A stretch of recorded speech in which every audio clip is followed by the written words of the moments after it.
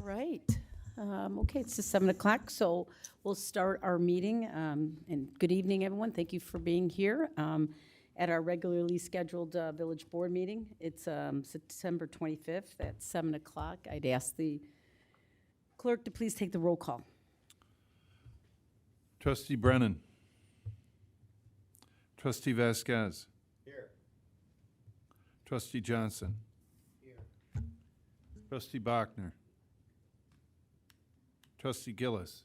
Here. Trustee O'Connell. Here. President Aducey. Here. If I could ask you all to please stand and say the Pledge of Allegiance with us. Pledge allegiance. To the flag of the United States of America and to the republic for which it stands, one nation, under God, indivisible, with liberty and justice for all. All right, thanks. All righty. Mindy, is Mindy here?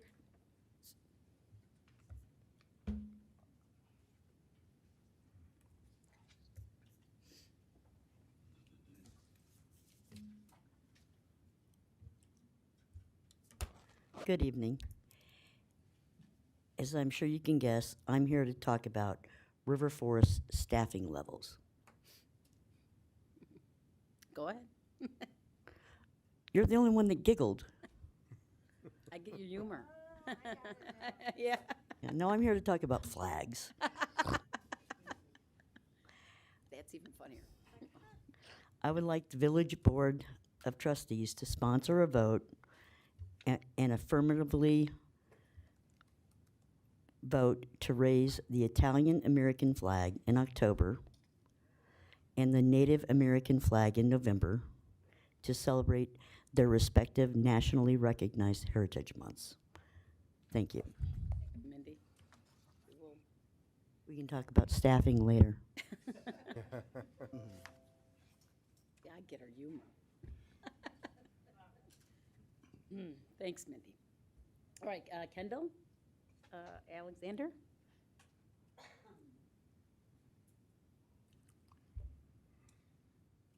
I really just came to listen about the storm drain stuff, but my neighbor Mary told me I had to sign up to speak, so I'll just tell you why I came to listen. Our storm drains it can rain for 5 minutes and they'll be full and overflowing for days. And my plumber told me to find out what the deal was, and I called, and the village said every 3 years they clean them. Yeah. They came out and checked ours that's in front of our house, and then a couple months later they did clean them. It makes zero difference. So I'd really like to know what's going on and to make sure something's going to happen to change that. 220 Franklin.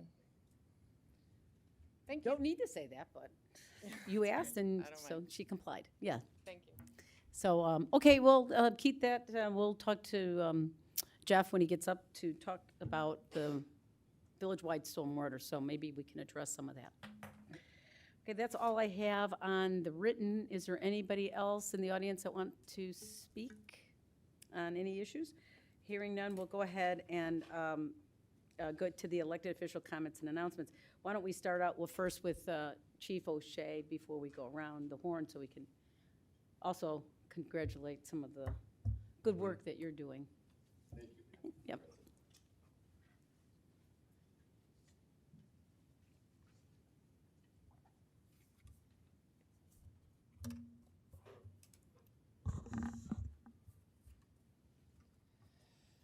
Tonight, I'm honored to be up here to give out a very distinguished award, an award we don't often have an opportunity to come before this body to give out.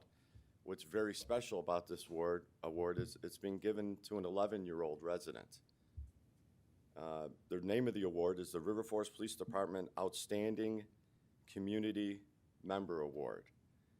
And at this time, I would ask Dominic and his mother and father possibly just to step by the podium here, because I want everyone to see the great people that are all involved in this event. Yeah, there you go. Don't hide, Dominic. They're going to want to see you. Yeah. I'm right up here. Yeah, that's great. Thanks, Dominic. So first, I'd just like to share the reason for the award and the description of the events that led to us all being here this evening. The award reads, Dominic Schimmel, age 11, and his family were visiting other family members in Chicago on the evening of August 15th, 2023. Dominic's mother, Catherine, was loading the vehicle in preparation to return home to River Forest. Dominic was seated in the vehicle along with his brother Drew, age 6, and their dog, Rosie. Suddenly, an offender entered the vehicle's driver's seat and stole the vehicle while Dominic, Drew, and Rosie were still inside. Dominic verbally confronted the offender, and the offender stopped the vehicle. Dominic exited the vehicle and escorted Drew and Rosie to safety. The offender later crashed the car near State Street and 43rd Street in Chicago. The rapid response by the Chicago Police Department and the Illinois State Police resulted in the offender being taken into custody. Dominic, your great awareness, composure, and bravery in the face of danger and uncertainty resulted in your courageous decision to confront the offender. This fearless and selfless response led to Drew, Rosie, and yourself being returned to your family safe and without injury. The vehicle was badly damaged soon after you were able to rescue your family from danger. Dominic Schimmel, your actions are a credit to your family and the Village of River Forest. The Village of River Forest and the River Forest Police Department are proud to have you as a member of our community. Congratulations, Dominic. Yeah.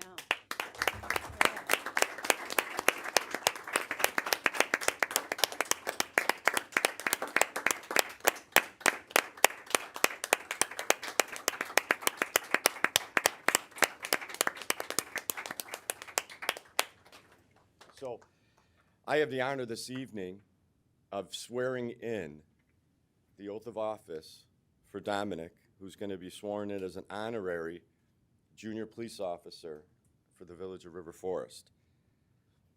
Dominic, you ready to, you can just read with me. You ready?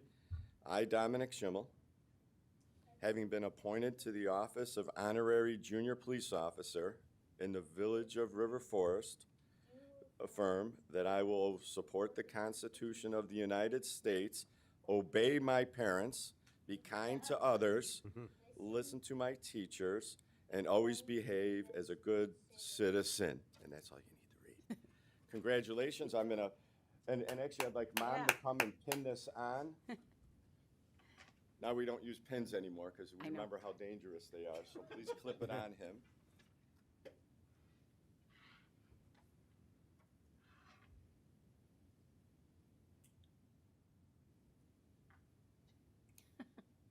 It happens the same with the real badges too. So, There so you go, if look we at can that. give Yeah, Dominic yeah. and family.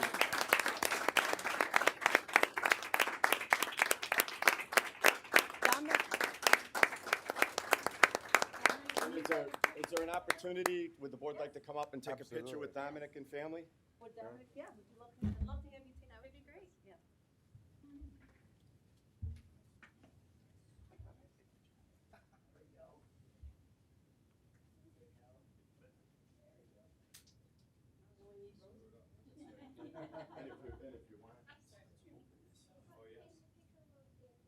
Oh, right, good idea.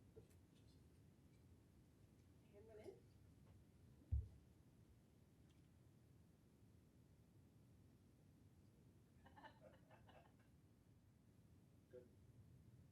Thank you.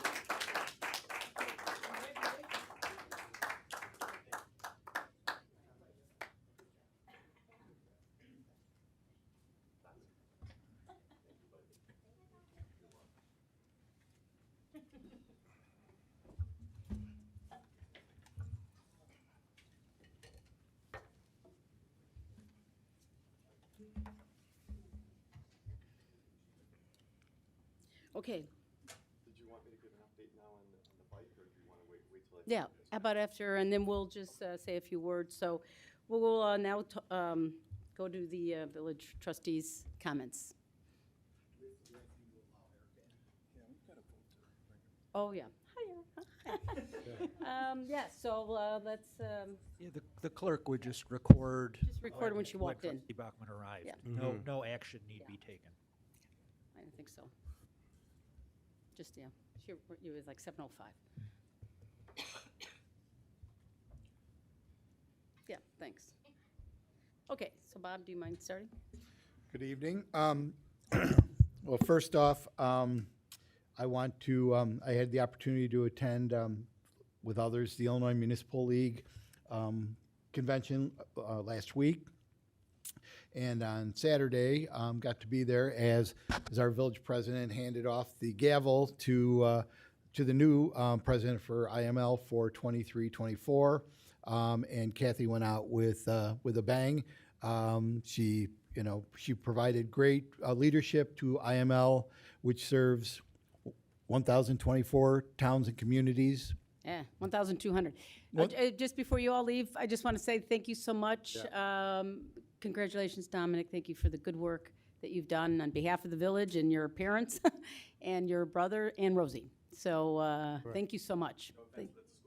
I totally Study hard, understand. Exactly. Right, I totally thank you, understand. Catherine. Enjoy. Good. So again, it was a great ceremony. Got to attend a couple of sessions on some development opportunities that other municipalities are undertaking at this time, and it was a great event. And again, congratulations on your year, and now you can get on to staying back here and hanging out with us. I welcome that. I would also wish you congratulations.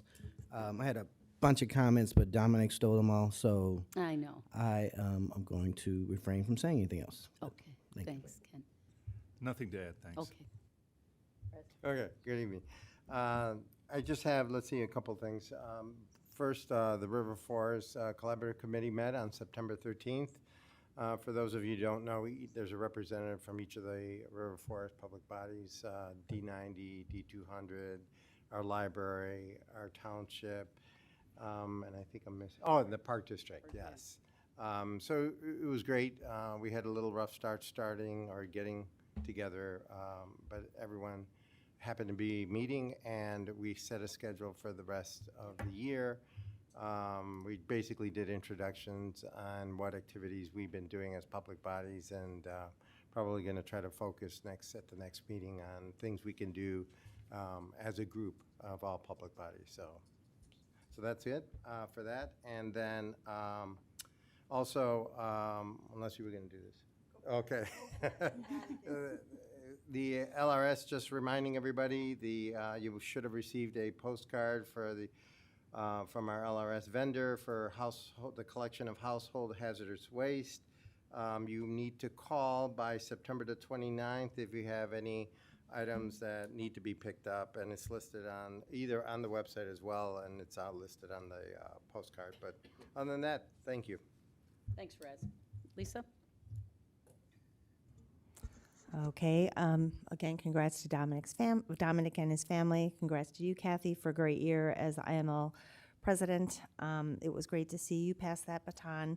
I want to say congrats to Jeff Foster on his new role, and we'll miss him desperately. But we definitely have to share you with the world. So best of luck on your next stop on your career journey. And last but not least, I just want to basically encourage residents who would like to participate in village government to volunteer for one of our commissions. There's a couple of positions. There's one position open now on sustainability, and I'm sure that there are, that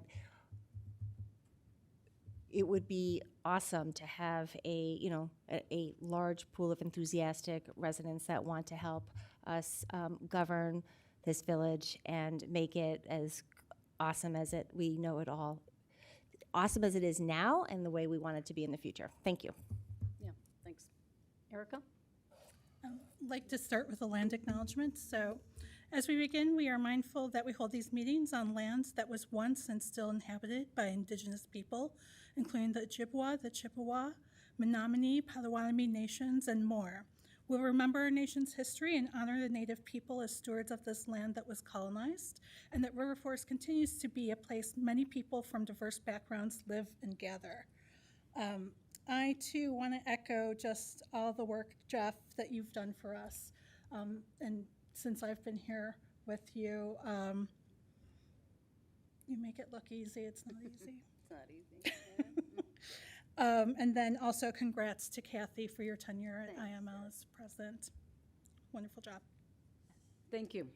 Okay, I don't have much other than saying thank you to my colleagues for acknowledging my role. It was an exciting time, and it's an important role because it matters to our communities and all the communities that are here in Illinois. So it was a pleasure to work with Brad Cole and all the staff in IML to get the job done. So thank you. I appreciate everybody's kind words. That's really all I had. I mean, I spent 4 days, last 4 days at the conference, so it seemed like it consumed me in this last couple of weeks. So other than that, that's all I have to report. So we'll go on to the rest of the agenda, which is a presentation by Jim again on the bike safety program. Kind of excited.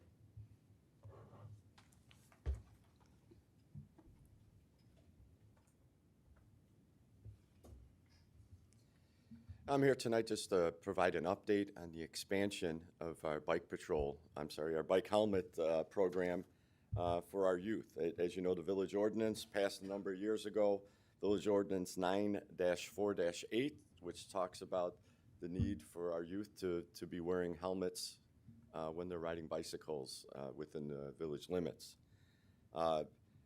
Probably over the past 15 to 20 years, we've had partnerships with regard to helping kids get in these helmets and also identifying and recognizing the good behaviors of a lot of our kids in town that do choose to wear helmets, that are listening to their teachers, that are listening to the students, that are listening to our crime prevention officers at the police department.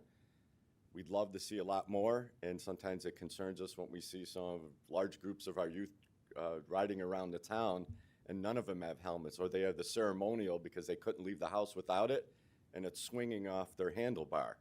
So these are, some of the issues. We try to find positive ways to encourage our youth to wear the helmet. We've been partnered with 7-Eleven, which does Operation Chill for a number of years, in which we give a coupon out. It looks like this, and when we see someone wearing their helmet and they get to go to 7-Eleven and get themselves a Slurpee, a small Slurpee, by the way. Over the years, if you remember, All Heads and Helmets was a program, a volunteer group that was providing helmets for our youth, and they were great. We wish they were still around or someone picked up on some of the good work they did. And also, we are now going to be partnering with River Forest Chocolates. Donna, I'm sure everyone visits River Forest Chocolates, and Donna has offered to partner with the police department as well as Jay from Forest Security. And the program is now up and running. And let me just give you the news. We're still doing Operation Chill, but now it's bike helmets for bonbons. And I know some of the adults might try to jump into this, especially if you had any of Donna's truffles. But this is another way and as Donna described it, a sweeter way to stay safe. And we're taking it right out of her logo.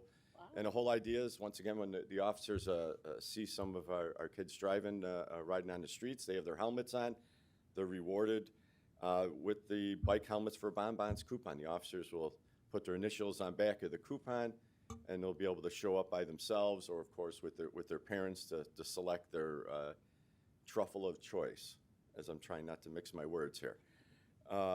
We're very excited about this campaign, and we're hoping it sort of kind of fills that gap a little bit, where right now we can get that next group of kids in town to start wearing those helmets. We know we've had some horrific events here in town regarding kids and bicycles over the years. Luckily, it's been low frequency, but still, the officers would feel a lot more comfortable, as well as the village board, and I'm sure the parents, that these kids are safe out there riding the bike, where the most innocent of fall or a shoelace getting caught in a chain can cause a quick fall to the ground. And having that helmet on really saves your life. Just a couple of the things we've also been doing this year, just as part of the update. We participated in spring of 2023 with the River Forest Community Bike Exchange event and with Roosevelt High School. And we provided bike registration and safety tips in working with that group. Also, Operation Chill went into effect in early spring with 7-Eleven, and that's been so successful at this time with over 100 plus coupons being given out within the past few months with regard to that program alone. Officer Drake, our new crime prevention officer, provided a bike safety class over at Lincoln School just earlier this month. As you know, if you've attended a block party, there's always an officer that shows to help with bike inspections and also to register any bikes that haven't been registered. And to close out the summer, we've now finished our partnership or plan to work with River Forest Chocolates and Forest Security to expand the program, not just for the chocolate, but we have a very generous donor, Jay Rutilli from Forest Security, that has allotted a certain amount of money for the village to go out and purchase bike helmets. And right now we're working with some foundations and some companies itself to find out the best way we can secure those bike helmets, get them in, and further getting more helmets on more of our youth out there. In lieu of, and I know the question is, well, what happens when you see the kids that aren't wearing the helmets? It's an interesting comment. Well, I think we're going to fall on the side of education and warning, and we're gonna be the officers will be giving out some written warnings that will have some friendly, just reminders on there of what the right thing to do, and the officers are always willing to at that time take a few minutes to talk with the parents and let them know just the programs we have and why we have them. So once again, I just want to do another shout out to River Forest Chocolates and Donna and Forest Security, Jay Rutilli, for partnering with us. And this is something that not only the board has talked about, how do we keep our kids a little bit safer, but the village president and I had a recent conversation after I had mentioned that we seem to be having a hard time getting more kids to be wearing their helmets out there. So just an update on where it's going, and this is a great opportunity, once again, to work with some of our local businesses and get a lot more of our kids wearing those helmets, and hopefully as we move towards being the biking community, that they're part of that. Yeah, great stuff. I mean, I got a quick question. So once you kind of settle where, with whatever foundation that you might be buying the helmets through, I mean, are you looking to maybe have a session at Roosevelt or Lincoln and Willard to, again, maybe offer the helmets to the kids, say, hey, take one home and wear it when you hop on your bike? It's a great question. We sort of started that with Officer Drake's safety class. And what we do what we're looking to right now is to work with District 90, some of the other schools, but identify people that need the helmets and not necessarily want the helmet because it looks nice. We do have a local supplier that's willing to work with us, and so we do have one option there. And once again, we're trying to work with some of these other groups where they match the grant, or you buy a helmet, they buy a helmet type situation. So we're trying to maximize the donors' money for us. And we will keep the board updated on all the additional safety classes and some of the fun things we're going to be doing as far as a bike rodeo, maybe some auctions and some stuff. We're going to turn it up a little bit, even in the off season, so we're ready for next spring also to get out there and continue to educate everyone. And hopefully we see some improvements either visually or there's a reduction in incidents involving some from our youth on bikes. Another thing you might want to think about, and forgot to mention, that October 1st, I think it's the right day, right, Jessica, that there'll be our artesian market. Actually, we're going to have like a market where vendors will be, we have Spoke Cafe, and there's other vendors that will be, we're going to put it right on our parking lot. So right there on Park and Lake right here. So that might be a nice place for our police department and our fire department to show up as well. 9 a.m. on October 1st. That's a great opportunity. We'll also, that reminds me, we will also be participating in the fire department's open house also, in which you will see the bike registrations and the bike helmet program, and of course, giving out those coupons for those in compliance and some warning citations for those that aren't. Great. By the way, if anybody has an idea for other vendors, I mean, I think they've got Scona Lisa is going to be there. they have a few vendors that Spoke Cafe has tried to get. So if anybody has any ideas of, local folks that want to be part of the market, call Jessica and let her know, because she's helping coordinate it. So it's kind of cool. Thanks, and this program is great. So I appreciate, Jim, you picking up. I mean, we've seen just a couple incidents, but just one is too much when you see someone, a child get hurt because they didn't wear a helmet. It's just not, it's preventable. So I appreciate you and the department, and of course Donna, who's always so generous with her candy and her store, and of course Forest Security, who's been a good donor to us. So good stuff. Thank you. Thank you. Appreciate it. All right. Okay, I think that ends the presentation. So we'll go ahead and if I can get a motion to approve the consent agenda items A through E. Motion to approve consent agenda items A through E. Second. Okay. Any questions on those consent agenda items? Hearing none, I'd ask the clerk to please take the vote. Consent agenda item A, Village Board of Trustee meeting minutes, September 11th, 2023. B, monthly department reports.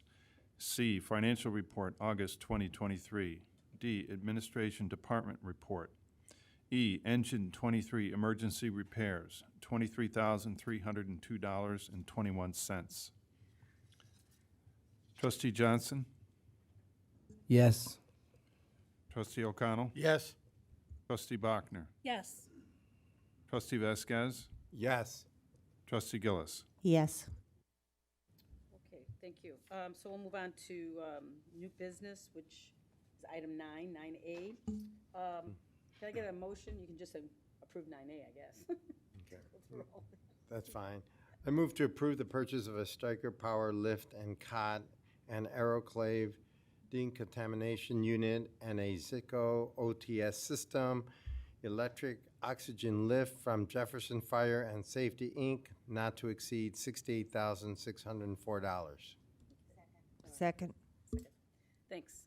Any questions for the chief? I Or- won. Just real quick. No, he's got to, let him get to the podium because they can't hear it Oh, on the okay. YouTube. Huh? Oh, I know. I get a lot of people telling me that. Thanks, Bob. Good evening, everybody. Hi. So I just had one quick question. So as I read this, we're going to buy this equipment and we're going to store it on site, or are we going to buy it for future delivery? No, it will be stored on site here. Okay. But again, this is to avoid a 8% price increase, yeah. Okay. But yeah, we'll have the stuff on hand. Okay, great. Thanks. And it just, since the residents are listening, could you just describe what it is? The three items, as you guys well know, last September, we approved to purchase a new ambulance. But with all the supply shortages and things that are going on right now, it's taken us 2.5 years to get delivery on the ambulance. So these are the three items that were included with the ambulance in that purchase. The Stryker cot and power lift are like the ones we have on our current ambulance, but a newer version of them. It's what lifts the cot into the ambulance, which is preventing a lot of back injuries for us now. So the Aeroclave system is a disinfecting system that really took off over the COVID years. So it's a small contained system that we can put in the back of the ambulance after a call. It runs for about, how many minutes, Dave? 10 to 15 minutes in the back of the ambulance and disinfects the rear of the ambulance from MRSA to COVID to a number of different viruses and those type of things. And the last item is an electric oxygen lift. So the large oxygen bottles that we need to replace as they empty in the back of the ambulance, the firefighter paramedic can put that on the lift and it lifts it into the ambulance, again, preventing back injuries. We are also in the process of working on a grant with IRMA to help pay for a good portion of that lift, and I'm already looking into another grant for possible paying a portion of the Stryker lift system in the cot through IRMA as well. So, Thank you. Good explanation. Any more questions for Chief Gardner? Okay. Hearing none, I'd ask the clerk to take the vote. Trustee Vasquez. Yes. Trustee Johnson. Yes. Trustee O'Connell. Yes. Trustee Bachner. Yes. Trustee Gillis. Yes. Okay, so 9B, if I can get a motion and a second. Motion to authorize the village's contracted vendor, Griffin Systems, to install street cameras and related hardware software for $104,873 using money in the fiscal year 2024 capital improvement fund. Second. Okay. Jim?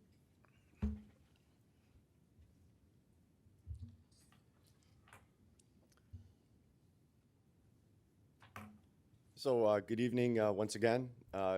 Once a year we do this. This would be the fourth year that I'm up here talking about the consultant's recommendation and a feasibility plan that was done with regard to our street camera system expansion.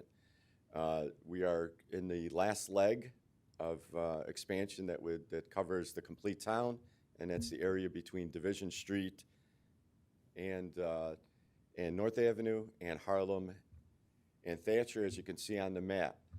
As always, we always disclose the locations of where our cameras are going, which are the key entry points in and out of the village or through the village itself. And these will be added onto the same camera system that we've been using approximately for the past 10 years.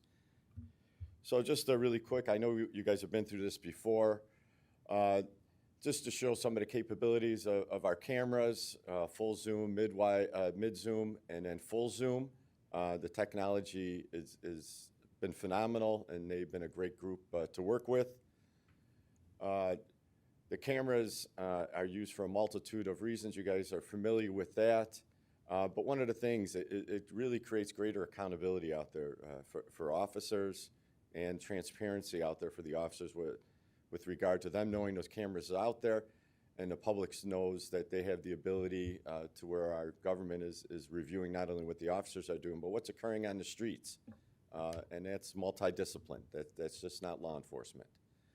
And once again, the recorded incidents are used also as part of evidence with regard to arrests or crimes, can be used in actions the village may be using with regard to ordinance violations and other incidents, but they're really used throughout the day as part of our normal operations.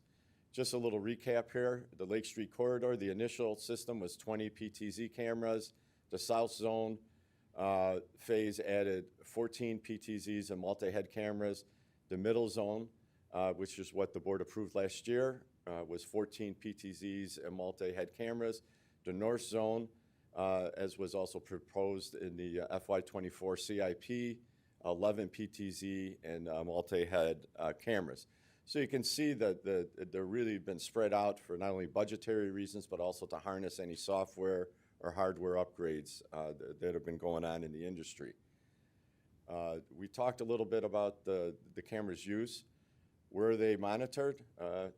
You can see them right from the second floor of the police station. I know some of you have had a chance to see the monitors up there, the report writing room, the police administrative areas, and also all the officers on their laptops in the car have the ability to view these cameras.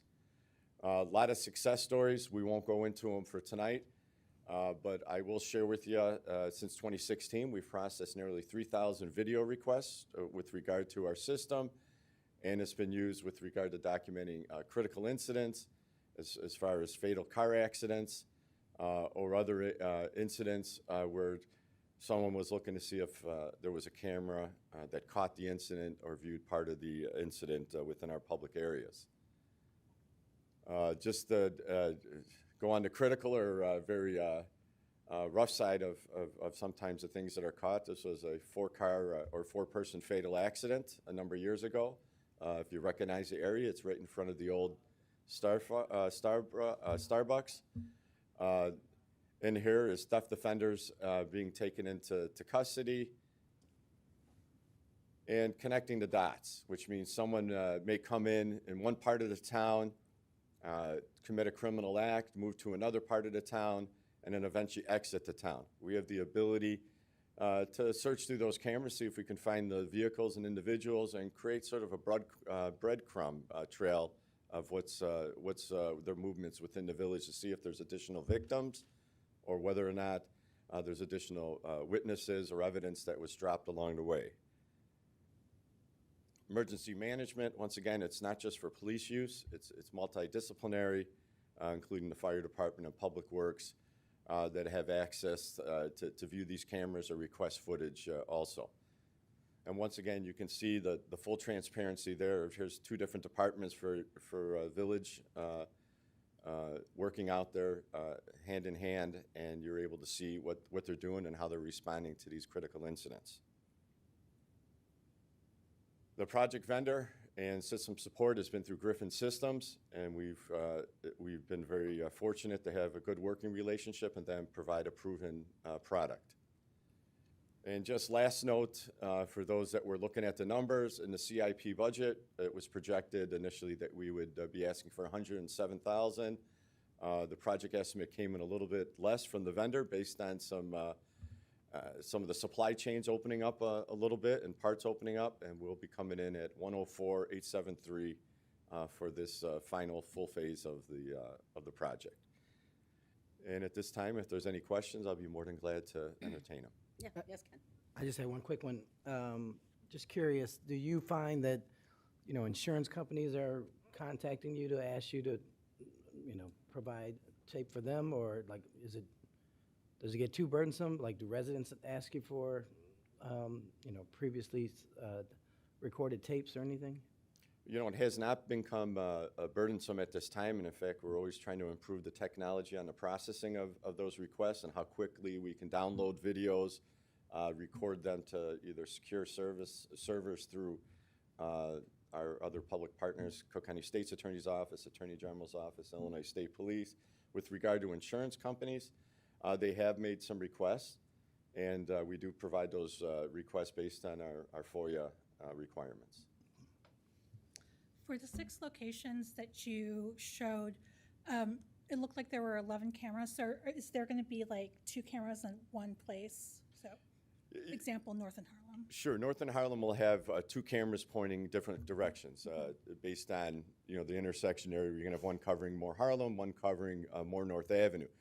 The sort of the unique one is if you can picture the T intersection of Division and Thatcher. We're having what's called a multi-head, 3-head camera was much more cost-effective and also from a viewing standpoint was a much better product to use up there. So that's where we only were installing 1 camera. Gotcha. So that's where instead of 12, it ended up being 11. So the other locations will have those 2 PTZs as mentioned. Great, thanks. Questions? Great. All right, then I'd ask the clerk to take the vote. Trustee Johnson. Yes. Trustee O'Connell. Yes. Trustee Bachner. Yes. Trustee Gillis. Yes. Trustee Vasquez. Yes. Okay, great, thanks, Jim. Okay, so 9C, there's no action here. We'll ask Jeff to come on up and talk about our village-wide stormwater master plan update. Sure. Good evening. As you all know, back in 2021, the village started a stormwater master plan project. This was in response to some heavy rainfall events that we experienced and then some associated sewer backup and general localized flooding. The goal of that project is essentially to analyze the village's sewer system, figure out where the capacity issues are and what, if anything, can be done about that. As part of that initial effort, there were 2 resident meetings that were held. We solicited some feedback from residents at that time and then kicked off the project. The initial project efforts included mostly sewer modeling and flow monitoring. The consultant had, they put in monitors in the sewers, and then we have a weather station on the roof, so they were able to see how the sewer system was reacting to actual weather events. Allowed them to create a model of our sewer system throughout the village, which kind of carries the project forward from there. Once we had completed that work, the consultant from Christopher Burke Engineering, who we're working with, Jeff Jokowski, came in here, I believe it was in March of this year, and presented their findings to the board. I don't know if you recall, there were some projects discussed. South end of town, the middle of town from about Division to Lake Street was split into 2 sections, and then we have the north side of town. He presented some of the technically feasible projects that could be done, as well as some very rough cost estimates associated with those projects. During that discussion that the board was having at that time, one of the suggestions was that staff go out and have another resident meeting to gather more feedback now that we had some cost ideas and project scopes to discuss. So earlier this year in August, I believe it was on August 1st, we had that third public meeting, and we did receive some feedback. Generally speaking, the feedback that we received was kind of localized around the high price tag of the conceptual projects that were identified. And the other thing we heard was a desire for, the village currently has 3 subsidy programs where we help fund replacement of lead water services, help prevent sewer backup currently, and then a sewer lateral, so your pipe that goes from your house out to the sewer main in the street. If there's damage on your lateral under the street, the village has a subsidy program to help defray costs from that as well. So one of the things we heard from the residents that were at this meeting was this desire to have a 4th subsidy program to help address localized private property stormwater flooding. So those were kind of the 2 main points of feedback we did receive. So at this time, staff and our consultant at Burke, we're at a position where kind of need to start to wrap up this project and kind of finalize those things that are hanging out there. And obviously we want to make sure that whatever the remaining steps are aligned with the board's goals. So again, no motion is required tonight, but we're looking for some feedback from the board and general consensus as to where we go, what the best way to close out the project is. So based on the response that we got in the 3 neighborhood meetings that we had, it was not overwhelming. And this was after, if you remember, we had some pretty substantial rain events in July of this year. We kind of purposely pushed that neighborhood meeting back to August, hoping that we'd get some, late summer rains in there, and we did. Not an overwhelming level of people coming in and demanding that something be done. So it would seem that the conceptual level of the projects as they currently stand in the project, it might be prudent to maintain them as such in the project. That will live on forever as a working document, and should the village choose to undergo some work down the line, we've got the projects ready to go and we can dive into design. We have some other administrative items, staff review, ordinance reviews, subsidy program reviews, proposed or existing. We can close those items out in the meantime, try to gain some traction on a more short-term basis. And then if the board at any point in the future chooses to move forward with an actual engineering project, the board could move forward with design at that time. So again, we're just seeking some feedback from the board based on that. I'm happy to answer any questions that you have, but we want to make sure that the nature in which the project is closed out is aligned with how the board would like us to proceed. So with that, I'm happy to answer any questions that you have. Yeah, I have one, Jeff. I mean, I hear you about some public interest, and sometimes we don't get enough people at our meetings, but when there's an incident, we get a ton of people at our meetings. So I don't really take a lot of stock in the fact that, people didn't show up as a indicator of their lack of interest. I think it's more of it doesn't affect me right now, but it could. So my question is, based on your professional opinion and your department's professional opinion and the study that we've had from Chris Burke and the allocation of what he said in terms, or what they said in terms of, some of our, I guess our sore spots, I don't know what else to call them, or our opportunities. Are you saying that from your professional opinion, you haven't seen anything that you would say recommend us looking at anything in the next 2 to 3 years? No, it certainly can. Multiple conceptual capital improvement projects were identified. Like I said, the south end of town was identified. There are some relief sewers down at the south end of town. The project that Burke identified down there was to kind of expand upon that network. Right. The middle of town was much more difficult, so that price tag was much, much greater. The north end of town, we've still got phase 2 of the sewer separation project up there. So all of those projects remain in a hopper that can be explored at any point in time. If the board would like to, if there's a priority, if there's a desire to explore any of those at this time, we certainly can do that. We start to break off into other contracts, if you will. We would have to start to get into actual phase one engineering, because everything right now is extremely conceptual. So if there is a desire to proceed with any one of those project components, certainly can. I would ask the board which areas you all would like to prioritize, because we would have to start to work up and head in a direction to proceed with I those. guess I'm saying it differently. I'd say, what would you do, in your professional opinion, as our Public Works Director, give the board in terms of things we ought to be looking at 2 to 3 years from now, so that we don't have an incident where we have our residents, 100 of them here, talking to us about, why didn't we look at this?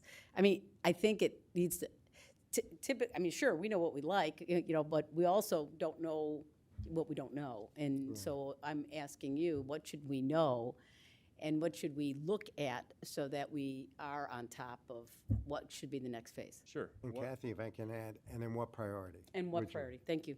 One of the things that was discussed back in March when Christopher Burke Engineering was present to provide that presentation was the level of protection is a stormwater term.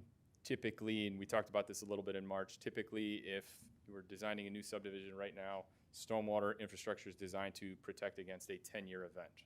So that's new infrastructure. One of the things that Jeff from Christopher Burke was talking about during his presentation was what level of protection the board would like to achieve. Would the board like to see no sewer issues ever, and we're trying to go to the maximum level possible? Or is the board okay with a 10-year level of protection? It's a sliding scale. You can scale projects up, you can scale them down. To a certain degree, there are some restrictions. River Forest is pretty landlocked.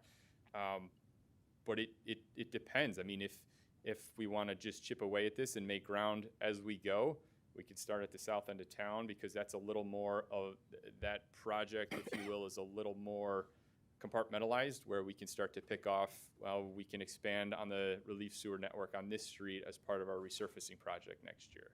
And we can pick little parts of that apart. If we wanted to go in the middle of town and said, no, between Lake Street and Chicago is our biggest priority, okay, that's a different project altogether. This is not apples to apples, right? That project is more of an all-in, it's kind of akin to the North Side Stormwater Separation Project. We didn't just pick off little bits of that at a time. That was a whole hog. We have to do the whole thing all at once kind of project. So again, I'm happy to provide as much information as I can, but it ultimately is going to depend on what level of protection the village wants to achieve with this project. I hear you. I mean, I think we're all pretty smart around the table here. But the question becomes, what level of protection should we be at? It can't be 100%. We know that. And in your professional opinion, what level of protection would you recommend a village or a city to say, here, this is where you ought to think about? Not that we're going to even do that, but I mean, I'm not an engineer. I'm not a public works person. I know finance, and I know the value of money, but I can determine that once you tell me where we ought to land. Well, I would start with the projects that Burke identified. Those projects that came with, I think, total a price tag of close to $175 million. That didn't quite get us to 10-year everywhere throughout the village, 10-year level of protection. So I think that's the best starting point. Again, it's not 10-year, but a 10-year level of protection is ideal for if there are no external factors and money's not an object. The projects that Burke identified were identified because that was roughly the capacity that could kind of fit within the roadways and within, assuming the park district would be amenable to adding some sort of storage facility under Keystone Park. Those projects were identified for a specific reason, because that was kind of it might sound ironic, but it's the most cost-effective way to gain as much ground in a stormwater capacity sense. Trying to reach beyond that is just, again, if that's what the board would like to do, we can do that. The price tag goes up, the difficulty in implementing it goes up. But to me, the projects that were identified as part of the Burke presentation is the starting point. And if the board said that's too much money, we or not a high enough level of protection, we can start to move in one direction or the other. But that's where I would start, because there was a reason we came to that conclusion initially. Yeah, excuse me, I seem to recall this conversation and having the concern that it's 10 years, like 10 years protection today.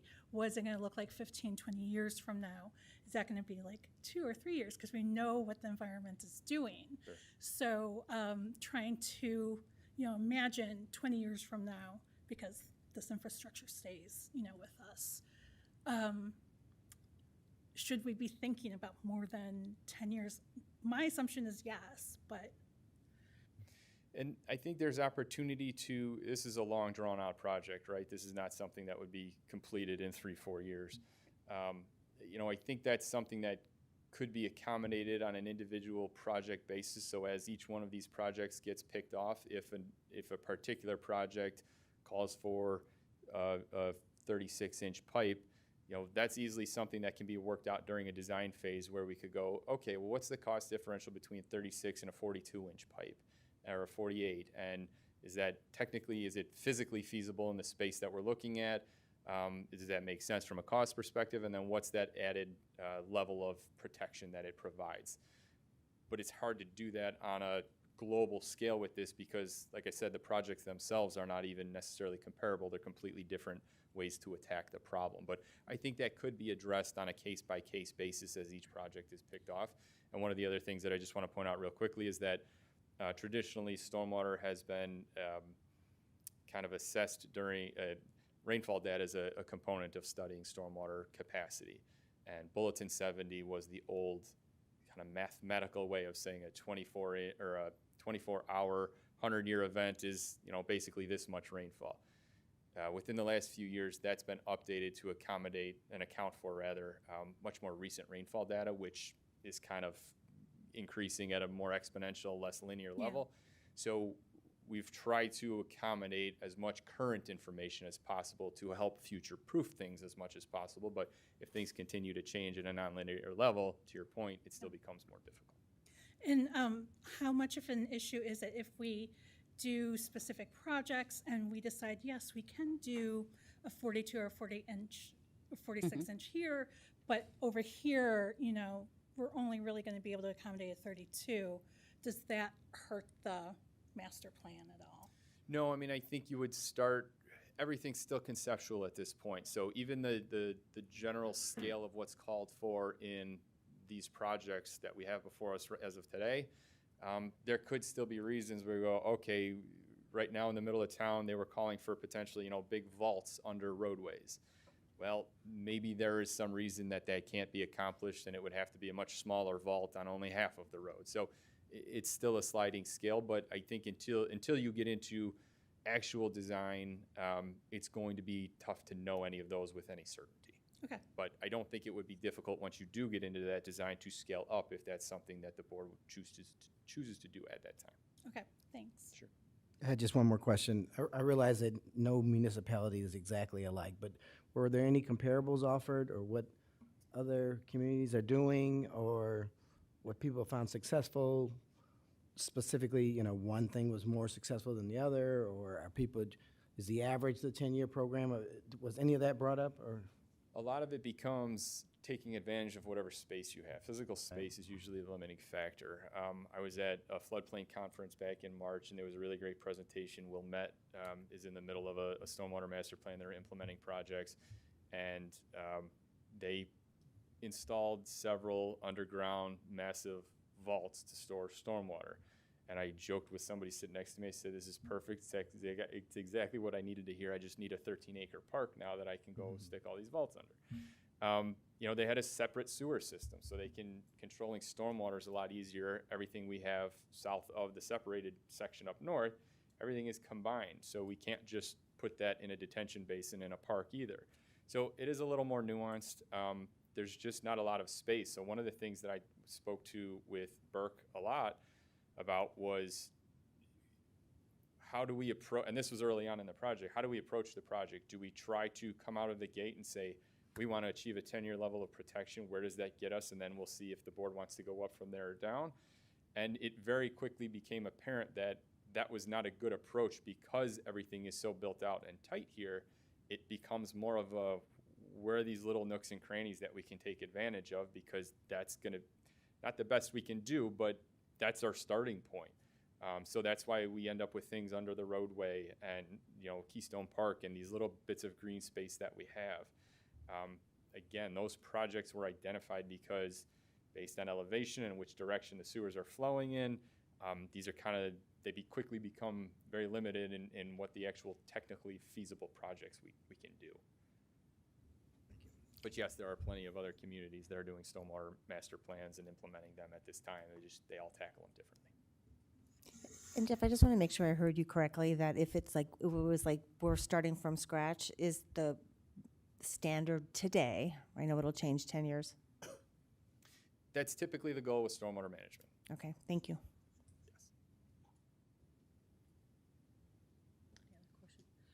How about answering the resident question? Yes, absolutely. And I don't want to imply that, any of this gets shelved or put off, or, again, this is a multi-year project, so to speak. So in the meantime, we're going to have plenty of kind of more localized issues. And I don't know the details. I'll certainly get your information before we go. Laterals can collapse, and it sounds like our operations team has looked into some of this already. So laterals can collapse. Catch basins themselves can kind of just get clogged up. We have debris snouts on some of these things that they're supposed to keep debris out. Sometimes that doesn't happen. It gets in and it gets clogged. And it could be a sewer capacity issue. Down at the south end of town, like I said, there's some relief sewer down there already. So that was actually one of the better looking portions of the village in terms of general sewer capacity that exists as of today. So I would be surprised if this were an issue of the sewer main constantly not having capacity, and so it's backing up. We would see universal backup up and down the block. But absolutely, we're going to have to triage kind of individual localized issues from now until eternity. That's never going to change, and certainly happy to do so in the meantime. So, I don't know if that answers your question, but it sounds like it might be nuanced, like you said. Who knows? Even though after cleaning, you're still getting ponding. Yeah. Yes, of course. They were great when I called. I don't have any complaints about the people. It's just that it's still backing up. So Yeah. I don't know. Yeah, what the issues. I don't know what happens next to try to fix it. Well, you being here helps. So we'll. If I'd known about that meeting, I would have gone. Yeah, of course, and that's what happens. So don't worry about it. But the fact that you're here tonight, Jeff, Jessica, you can follow up with the resident, and we can just maybe zero in on what that issue is, because it sounds like it's something odd's going on. So we'll dig into that for sure for you. Yeah, so I guess I would just throw back out to the board. I mean, if there's any priorities that you all, in terms of portions of town, if that makes it easier, is there an area where you would like to see more effort expended? Wrapping up this project in its current form does not preclude the village from proceeding in any one direction or another. I just want to make sure that even if we call it hitting the pause button on actual conceptual in-the-ground projects and close out the administrative items of the stormwater master plan, this is all still moving in the same direction of progress. I just want to make sure that we're not working with a consultant to wrap up administrative items when you all are potentially sitting here saying, no, why are we not, addressing stormwater in the middle of town between Lake and Oak Avenue or something like that. So unless there's a dire desire to move forward in any one direction, we can always come back and have additional conversations about staff recommended priorities or more specifics related to projects, if that's what the board. Well, my thinking is we should do these smaller issues and items by matter of just getting them done. I think the bigger item is, where do we go? What's the priority? I think we need to have more conversation. I mean, our job as village board president is to make sure that our community is not only safe, but it's that, the sewers are running. And so, luckily, we don't have much flooding, but because we have a grading ordinance and other things that we put in place and shared programs, which I think have helped our community work out some of the flooding. So I think we're in good shape for there. But still, as 5 years from now, we should allow our board, whatever that looks like, the ability to implement a sewer plan. I mean, there's grants out there from MWRD and other places that perhaps we should look as well. So not that they will fund 100%, but maybe some portion of it. I just think we should always keep it at the top of our list, so that we never not have an eye on our sewer systems. I know it doesn't sound sexy and nice, but I mean, it is something we're responsible for. Just my thought. So are you suggesting, to start taking some small bites out of the apple? Well, what they recommend, so what Jeff and the team are recommending are not bad. I mean, they recommend a potential ordinance modification. I'm kind of interested in Right. what that might be. They provide analysis of the Des Plaines River and the effects on the groundwater. That's interesting. Provide a narrative of the interaction between village and MWRD, which I think that's key. Yeah, I mean, I think, given kind of, and again, funding is always going to be part of this conversation at some point in time. But, I don't know that given where the economy is and the interest rates are and bond issues and all those things, that we're ready to jump into a huge thing. And so, it's maybe that's the way to do is, because to your point is, we have to do something, because if we just let it sit, we're just kicking the can down the road. Right, and I'm not saying we do it tomorrow. No, I'm no, not I even know. here I know. saying it shouldn't be on the back burner. We No, should I always look totally at agree, it. totally agree. Yeah, that's all. I'm saying. So, but I mean, maybe that's the way we direct staff is, let's take a look at some of the smaller things, and to your point is, what grants are out there that we can start doing this, and then as things turn around a little, hopefully, and the, bonds get better and, interest rates get better, that, we can start Absolutely. working on the bigger stuff. Absolutely, that's how we did all of our alleys, is we took out a 20-year bond, so low interest rate. So we moved all that up to do the alley improvements, and it worked out really, really well. So yes, we would be absolutely cognizant of the market. I do Sure. think a staffing level analysis Yeah. is really important for us to determine, if we are going to attack the middle or the north, what would be prioritized there? Are there certain places, is the middle, having the most issues, understanding the cost for each of those different parts. And again, to your point, for those items, are there ways where we can chip at it even if we're not going to do a big thing for another 3-4 years? Right. I guess I'd be interested in completion of that stormwater master plan. Would that pretty much indicate what everything we're supposed to be doing from now until 10 years from now or 20? So the stormwater master plan is just kind of the nomenclature for the entirety of all of this conversation. So that includes Okay. the capital improvement projects, the staffing level analysis. Okay. And I neglected to add into that list, I don't know how, one of the things we asked Burke to look at was just kind of a rough feasibility look at the potential for a stormwater utility fee as well, so as a funding mechanism. So yes, all of those things are the stormwater master plan. Okay. That sounds, Okay. sounds, I think, reasonable. Actually, I just have one more question, because I know so is part of this then to ultimately map out the 10 years?